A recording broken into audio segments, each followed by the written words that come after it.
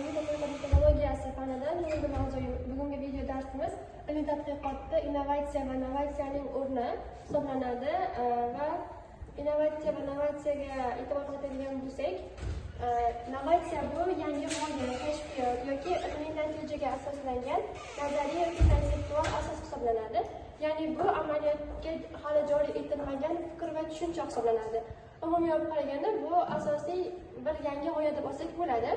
Innovatsiya esa bu innovatsiyani amaliyotga tatbiq etish jarayoni, texnologiya, metod yoki xizmat sifatida real dunyoga olib chiqadi. Ya'ni innovatsiya sifatida olingan yangi g'oyamizni amaliyotga joriy etish bu innovatsiya hisoblanadi.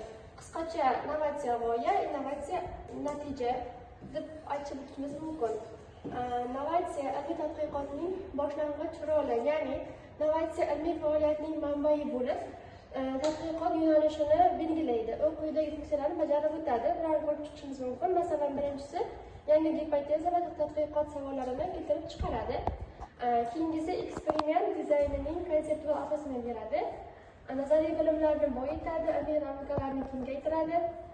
Innovatsiya bu ko'pincha maqola, patent yoki konseptual model shaklida namoyon bo'lishi mumkin. Innovatsiya tadqiqotdan amaliy natijaga. Bunday innovatsiya tadqiqot natijalarini real dunyo muammolarini hal qilishga yo'naltiriladi. Asosiy bosqichlari bular 3ta bo'lib, ya'ni prototiplashtirish, validatsiya va kommersializatsiya. Birinchisi bu prototiplash, ya'ni bunda g'oyani ishlaydigan modelga aylantirish, dastlabki sinovlar, ya'ni avvalambor bunda o'sha model aylantiriladi, o'sha g'oyamiz.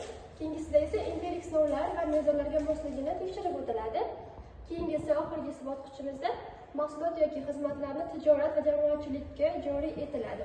Ya'ni o'sha biz qilayotgan innovatsiya, ya'ni yangi g'oyamiz innovatsiya aylantirish jarayonida shu bosqichdan o'tadi. Innovatsiya o'zi bir-biriga bog'liq.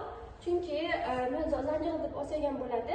Innovatsiya bu g'oya, research bu tadqiqot, izlanish, result bu natija, innovatsiya va o'sha tatbiq etish, amaliyotga joriy etish hisoblanadi.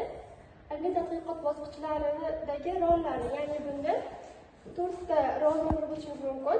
Birinchisi bu g'oya paydo bo'ladi, tadqiqot va tajriba, natijalarni tahlil qilinadi va oxirgisida esa uni joriy etish amaliyotga.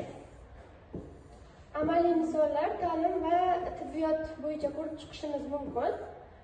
Masalan, ta'lim innovatsiyasiga yangi pedagogik model, innovatsiya, interaktiv darsliklar va platforma orqali joriy etiladi. Tibbiyotda esa innovatsiya yangi davolash konsepsiyasi, innovatsiya klinik sinovlar, protokollar orqali kasalliklarga tatbiq etiladi. Jamiyat va iqtisodiy ta'siri. Ilmiy tadqiqotdan kelib chiqqan holda innovatsiyalar quyidagi ijobiy o'zgarishlarni keltirib chiqarishi mumkin. Masalan, texnologik taraqqiyot va ishlab chiqarish samaradorligi, sog'liqni saqlash, ta'lim sifatini oshishida, yangi ish o'rinlari, raqobatbardoshlilikni kuchayishida, etika, xavfsizlik, ijtimoiy adolatni hisobga olgan holda tatbiq etish maqsadga muvofiq hisoblanadi. Strategiyalar ilmiy tadqiqotlarda yangilikni rag'batlantirish, ya'ni bunda moliyalashtirish va grantlar asosida akademiya sanoat hamkorligi, ochiq ilm va ma'lumot almashinuvi deb aytib o'tishimiz mumkin. Ya'ni bunda moliyalashtirishda asosan barqaror mablag' ta'minot tadqiqotlarni boshlash, kengaytirish uchun zarur hisoblanadi.